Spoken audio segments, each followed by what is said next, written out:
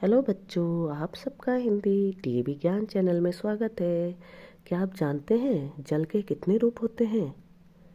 क्या आप उन सभी रूपों को अच्छे से पहचान पाएंगे?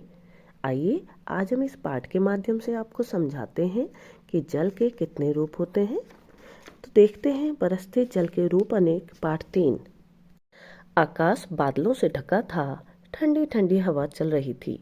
ऐसे सुहावने मौसम में राघव, परमीत, जफर और अमन मैदान में खेल रहे थे।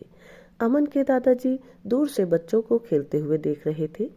वे बहुत प्रसन्न थे कि सभी बच्चे आपस में मिलजुल कर खेल रहे हैं। गेंद से खेलने का सिलसिला अभी शुरू ही हुआ था कि अचानक बिजली चमकने लगी। कुछ ही देर में बादल भी गरजने लगे। दादाजी ने हाथ हिलाते हुए बच्चों को वापस आने का संकेत दिया। अमन की नज़र दादाजी पर पड़ी। उसने अपने साथियों को बताया, देखो दादाजी बुला रहे हैं।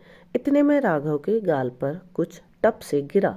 अरे यह गोली सी क्या है? बारिश शुरू हो गई थी। दादाजी जोर से बोले, बच्चों चलो, ओले पड़ रहे हैं। अमन, राघव, परमीत और जफर सिर पर हाथ रखे अमन के घर की ओर दौड़ पड़े।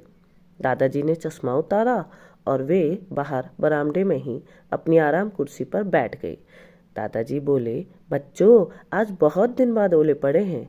अच्छा हुआ तुम सब चले आए, नहीं तो सिर पर टपाटप होती।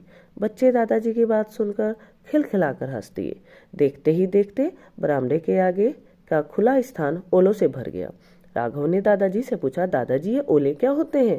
दादाजी आए और बोले, बच्चों वायुमंडल में विद्यमान जल की बूंदें झटके से उछलकर ऊपर चली जाती हैं। ऊपर की हवा बहुत ठंडी होती है। ये बूंदें वहीं जमकर ओले का रूप धारण कर लेती है। इसी प्रकार हवा के झोंके इन्हें और ऊपर उछाल देते हैं।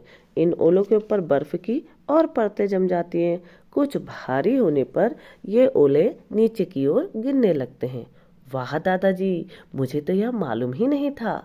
सभी बच्चे बहुत खुश हुए। दादाजी ने बच्चों से पूछा, क्या तुमने पाला पड़ते देखा है? पाला? सभी बच्चे एक साथ बोल पड़े।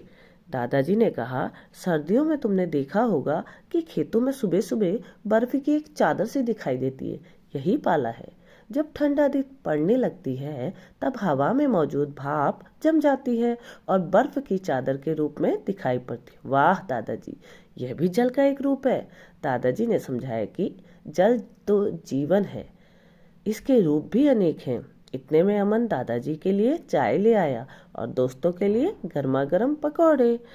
चारों बच्चे खुश थे क्योंकि दादाजी के पास उनके बहुत से सवालों के जवाब थे।